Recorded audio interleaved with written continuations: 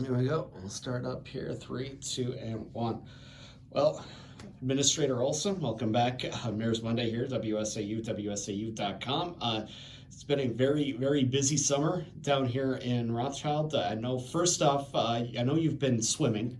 You have your pools been open this summer. That's Yep, been pool's open, and we very added the popular. splash pad. So splash pad was new for this year. So we took the donated money that we had for the splash pad. The village of Rothschild, say Schofield, put in some money from not having the pool open last year, and added the splash pad and put quite a few features. Still need more donations to get all the features in there, but it's been a big hit. Yes, and that's exactly what people have been needing, and getting outside and enjoying recreation type things here this summer. And I know another thing that you've been working really hard on, of course, is economic development. You've had some empty spaces that have been filled up here recently. First thing, one that's obviously very big for the veterans, the VA clinic, taking over your former Shopco building. I know it probably sat vacant a little longer than you would have liked, Yes. but that still has to be a big project that you're reaching the end of here in the next few months. Yep, they are supposed to, they'll finish remodeling and open around the end of January, beginning of February. We're very grateful to have them here. I mean, I can't say enough about our veterans. Very appreciative for all that they've done. It's nice that we'll have a wonderful facility for them here in Rothschild. So. Yeah, and a facility that's going to give them some pretty easy access, some better access than they had before, and probably more services when it comes down to it as well. That's what they're saying. I've just seen the layout, schematics of it. I'm really excited to be able to do a tour once they get everything done, but it sounds like they're going to be able to offer a lot more services to the veterans here in one area with good parking, and we have restaurants and everything close by, so it's a nice fit. And of course, easy access too, right there off the highway. So that's something that people are always looking for in projects like this as well. Correct. And that's one big project. Another thing that you've kind of filled up here in recent months, actually, is your mall. Not many people these days talking about filling malls. Most of the malls are, well, dying or leaving, but it's maybe not retail, but you've found ways to repurpose some of that space there in the Cedar Creek Mall. Yeah, done a really good job on finding ways. It's not all retail. You know, as you mentioned, the convention center takes up a big portion. Wisconsin Finance moved in there and took another big portion. Planet Fitness, and now the Children's Museum. So Thelma's moved to the end of the mall there, and the Children's Museum will be where Thelma's was. So give us an idea then on just exactly what the Children's Museum is going to bring to that space. Well, I'm really excited about the Wausau Children's Museum being in Rothschild. You know, they have big plans for how they'd like to expand. I just had a conversation with their director today, looking at the future on what they'd like to do. It's going to be a great space for kids to come and learn. Once they expand what they're looking at doing, it'll be a destination place. So we're really excited to have them in Rothschild. Then, how did this all come together between you and the officials at the museum? Well, they were looking for a space when the Wausau Mall was being torn down, and so they had contacted us because Cedar Creek was an area that they were interested in. So we worked with the owner of Cedar Creek Mall to be able to get them in there. The village did commit $50,000 a year for the next 3 years to them to have them in there. It's a partnership with the village of Rothschild, so we're excited to have them there. And it's been quite a few months in the making, but it's a great addition.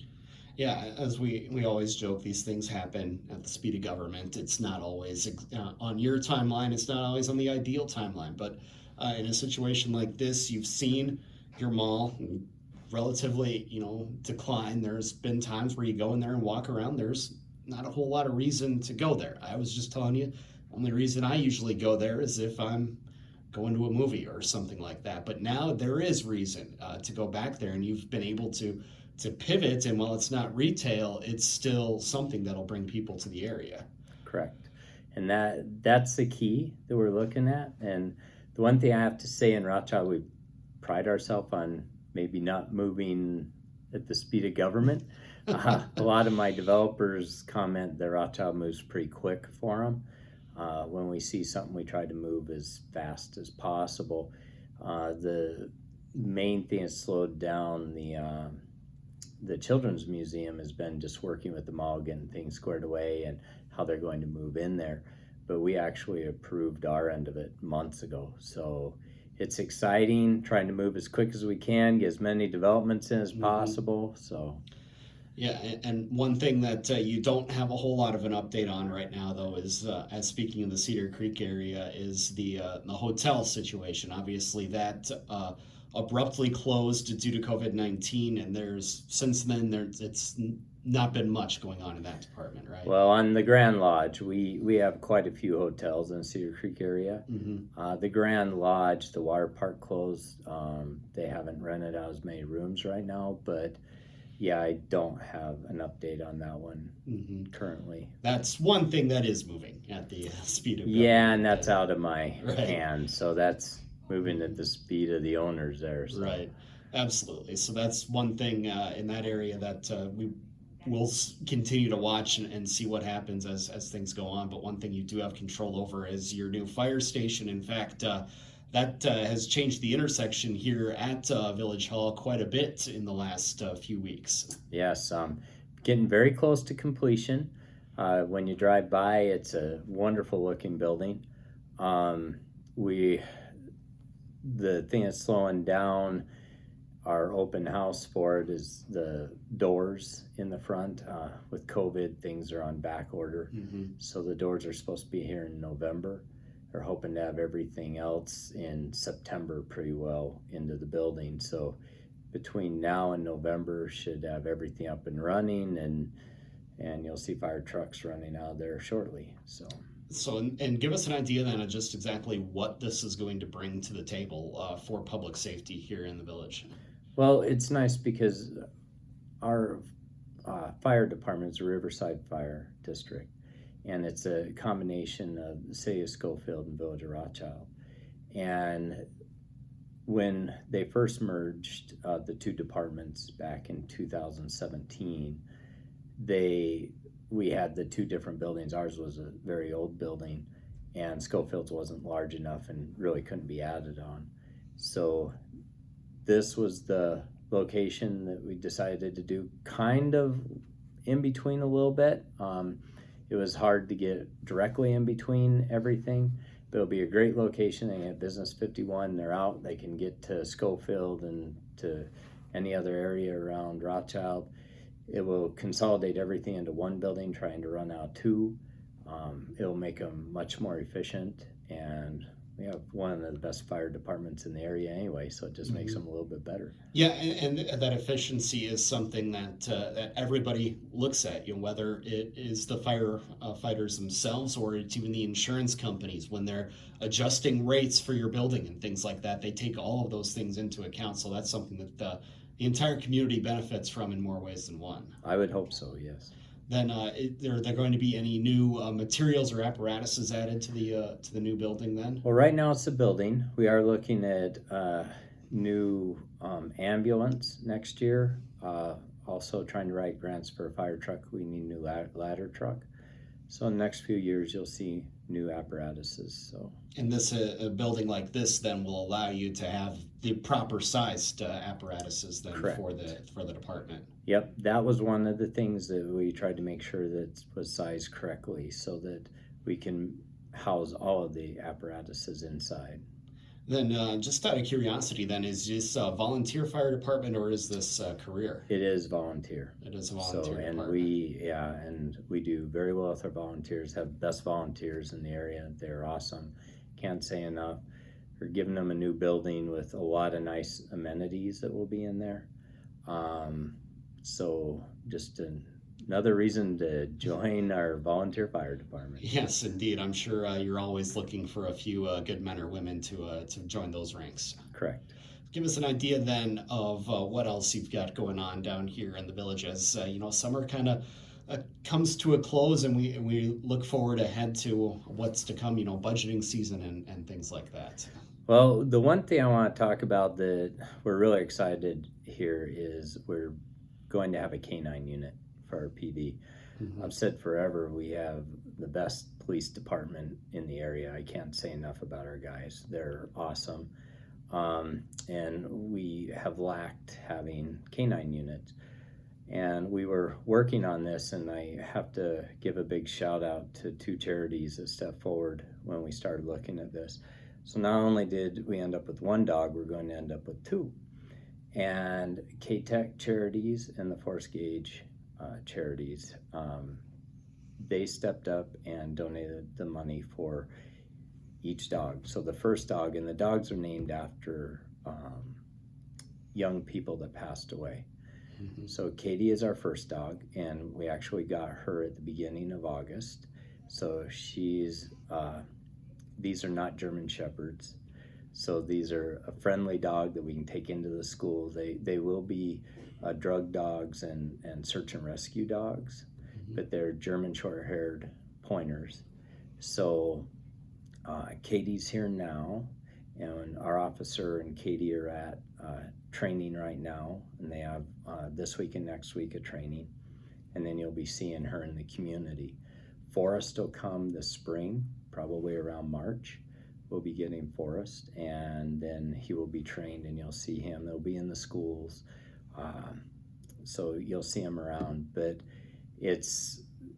you'll notice the cars because we took two squad cars, and one says Katie on it, and it's canines for the community.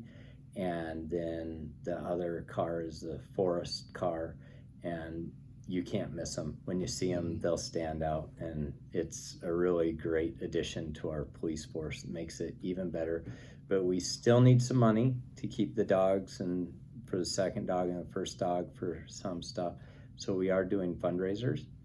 So people can look on our webpage, the PD's webpage on our webpage, for ways to donate. We have a GoFundMe page going, and we have t-shirts for sale. T-shirts are really nice looking t-shirts, and there'll be other little fundraisers that we'll do, but that I'm really excited about. So yeah, and that's something that you're going to need constant fundraising for, because obviously keeping the dogs with the department is a little bit of an extra expense, but it is something that, as you mentioned, it's going to help the community in two ways, not only protection, but community outreach for the police department, which is very important as well. Right, and that, that's the one thing. These dogs come with a story. I mean, they're tied to the charities. They're named after the kids that the charities are for. So it's a great feel-good story. The dogs are, awesome. Katie is a wonderful dog. She is the sweetest thing. And when they go into schools, kids are going to get to know these dogs. And they might not know the officer, but they'll remember the dog. Mm-hmm. And Katie will be in the schools in September when school opens. Katie will be in the schools. And I don't think you can emphasize enough the community outreach aspect of that. The kids having a positive interaction with officers at an early age, to know that when you see a police officer, you should feel safe, not scared.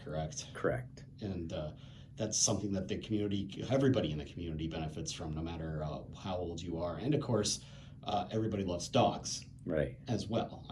Dogs are a very good judge of character, and they're very good to have in the community. Yeah. Lastly, before we let you go, then, obviously, before we've asked you about the coolest thing in your office, you do have the autographed Packers jersey up there. Yeah. We are going to ask you, how are you going to fix the situation at quarterback with Aaron Rodgers? Oh, man, you're going to throw that one at me. I think I'll plead the fifth. Well, you didn't give me any chance to look at this. Well, let's say this year probably don't have to worry about it because Aaron's back and he's going to play. I'm hoping that Love's shoulder's okay so that he can play next two games and get ready. And we'll get through this year and we'll worry about next year. I don't think there's anyone except for the front office of the Packers that can fix that situation. Probably. Probably. Some things are just above your pay grade and mine. Very much so. Gary, we always appreciate the time. We'll look forward to chatting again in the future. Sounds good, Mike. Thanks.